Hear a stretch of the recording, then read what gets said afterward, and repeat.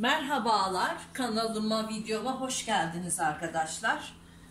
Evet, bugün bir arkadaşımın isteği üzerine parçalı etek, yani 8 parçalı eteği kendi ölçümüze göre nasıl keseriz, nasıl hesaplarız bunu anlatacağım arkadaşlar. Ve bunu da bu kumaş üzerinde anlatmak istedim. Şimdi benim çalışacağım ölçü kalça 116 santim. Ölçüye göre çalışacağız arkadaşlar. Öncelikle parçalı eteklerde kaç parça yapmak istiyorsanız belinizi ve kalçanızı ölçüyorsunuz ve o sayıya bölüyoruz. Ben 8 parçalı yapmak istiyorum ve kalçamızı 8'e böleceğiz. Parçalı etek ikiye ayrılıyor arkadaşlar. Kemerli, fermuarlı ya da beli lastikli olarak. Evet, ben bugün lastikli eteğimizi anlatacağım. Eğer kemerli, fermuarlı yapacak isek beli de 8'e böleceğiz, kalçayı da 8'e böleceğiz. Belini lastikli yapacaksak eğer kalça ölçüsünü uygulayacağız arkadaşlar. Çünkü rahatça giyip çıkarabilmek için kalça ölçüsüne göre çalışacağız. Ben lastikli eteğin anlatmaya çalışacağım şimdi. Evet, benim kalçam 116 santim. 116 bölü 4 116 bölü 8 yapıyoruz. 116 bölü 8 eşittir 14,5 yapıyor arkadaşlar. Ve tekrar bu 14,5'u ikiye bölüyoruz. Sağına ve soluna yerleştireceğiz. Evet, şimdi kalça ölçümüz 14,5. Şurada bir dursun. Parçalı eteklerde etek ucunun ne kadar açılmasını istiyor isek öncelikle ona göre kumaşımızın kenarından pay vermemiz gerekiyor. Ben parçalı eteğimin bir diliminin 30 santim olmasını istiyorum. Ve bunun için de kumaşımızı 2 kat yapıp şu şekilde seriyoruz. Öncelikle düz boy ipini bulacağız bunda. Şimdi şuradan kumaş kenarından ben şöyle 17 santimden işaret alacağım, boydan boya düz boy ipimi bulacağım. Siz de bu şekilde yapmanız gerekiyor. Siz bunu isterseniz kağıda da çizip her zaman elinizde kalıbınız bulunabilir. Kağıda çizer hazırlarsanız. Şimdi şöyle kumaş kenarından düz boy ipimi buldum. Etek ucumun açılımını olmasını istediğim ölçüde buldum arkadaşlar. Bu çizgiyi düptüz uzatıyorum. Parçalı eteğimin bir parçasının düz boy ipi. Evet. Şimdi düz boy ipimizi bulduk. Bu şekilde çizdik. Şimdi parçalı etekte bulduğumuz ölçülerin yarısını sağ tarafa, yarısını sol tarafa bu şekilde yerleştireceğiz.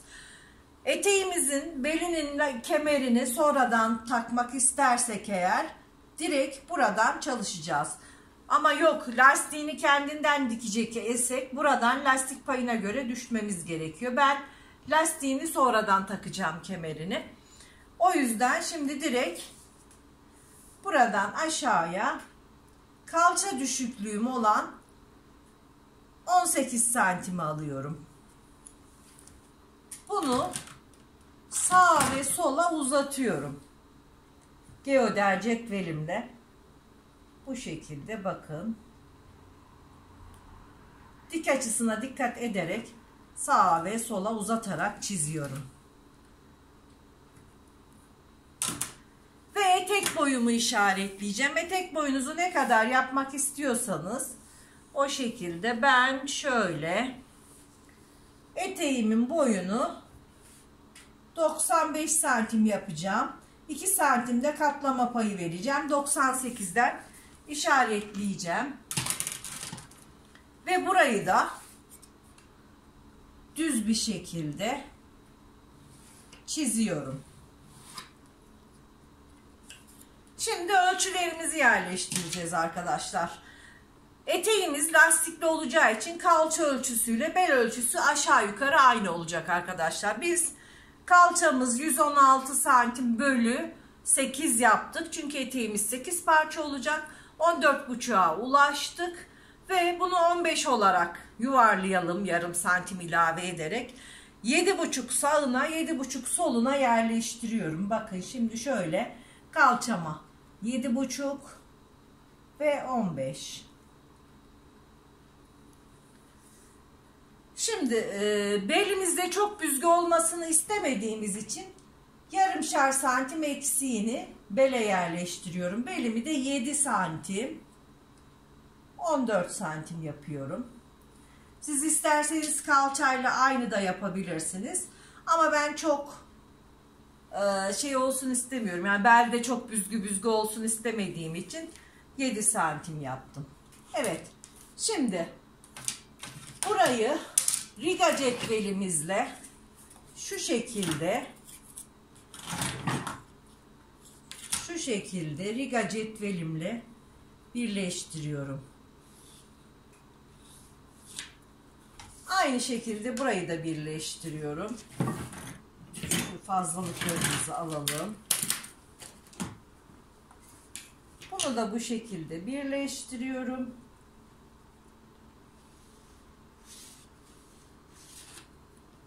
Evet.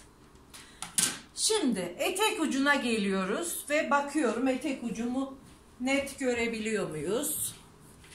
Evet, şöyle etek ucuna biraz yanaştıralım. Daha net gözüksün.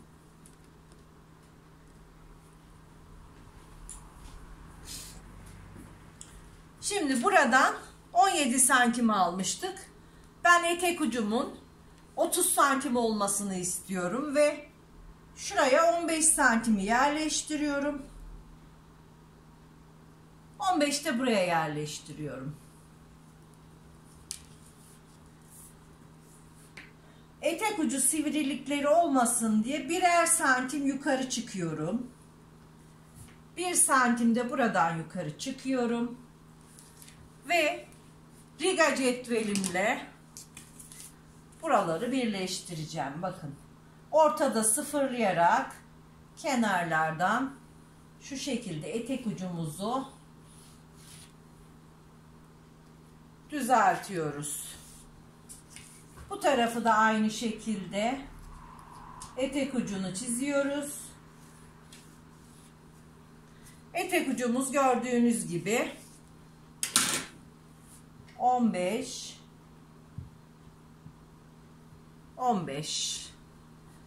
Burada toplamda 15 7,5 7 ve 7. Siz bunu kağıda çizerek kalıbınızı her zaman elinizde bulundurabilirsiniz arkadaşlar. Evet. Şimdi cetvelimizi, uzun cetvelimizi şu şekilde yerleştiriyoruz ve çiziyoruz. Bu 8 parçalı etek arkadaşlar. 8 parçalı düz bir etek. Evet, şimdi burayı da bu şekilde çiziyoruz.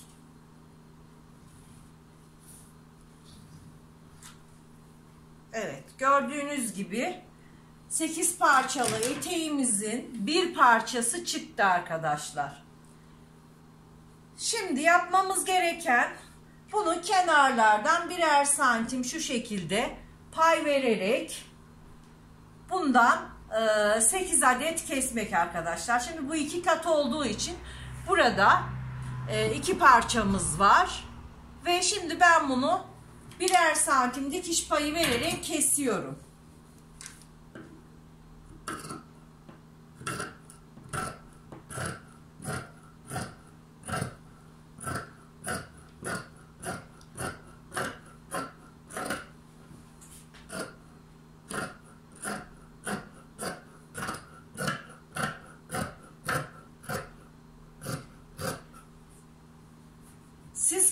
çizerseniz eğer, kağıdınıza 1 santim daha kenarlarından çizerek keserseniz sizin için daha bir kolaylık olur.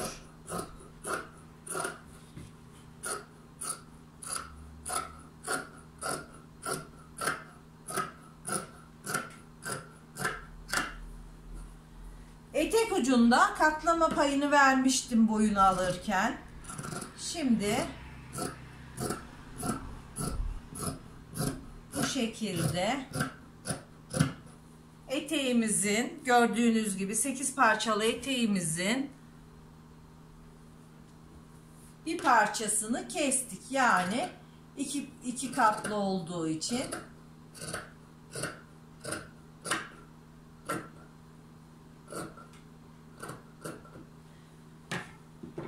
Şimdi kalıbımız hazır. Bu kalıbı tekrar buraya yerleştirerek diğer parçalarını da kesebiliriz arkadaşlar. Evet, bugünkü videomuz bu kadardı. 8 parçalı eteğin nasıl hesaplayıp keseceğinizi göstermek istedim arkadaşlar. Evet, Ankara'da bulunan atölyemde dikiş ve kalıp dersleri veriyorum arkadaşlar. Ankara'da olup da kalıp ve dikiş dersi almak isteyenleri bekliyorum. Beğeni ve yorumları unutmayalım arkadaşlar. Hoşça kalın, sağlıkla kalın.